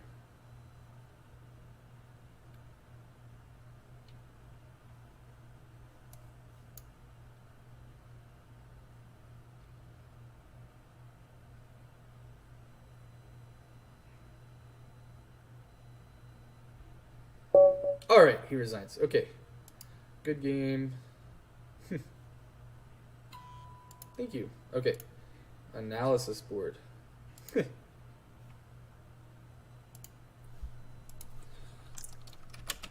thought that after bishop f8, bishop takes h6 was a clear losable for you. The bishop, like it is trapped, but don't time to take it. Bishop g7.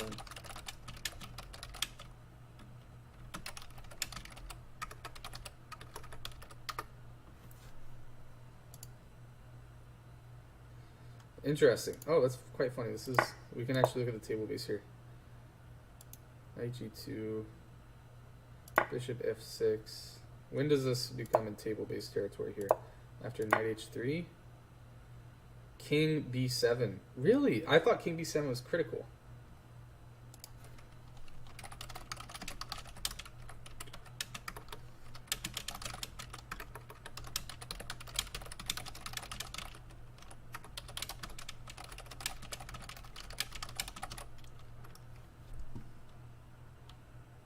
Oh, and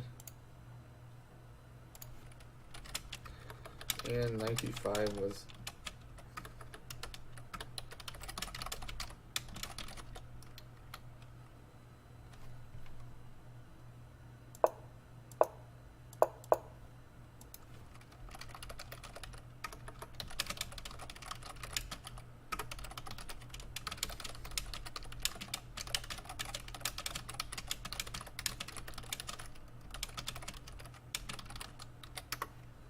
Let's see what he thought just for fun.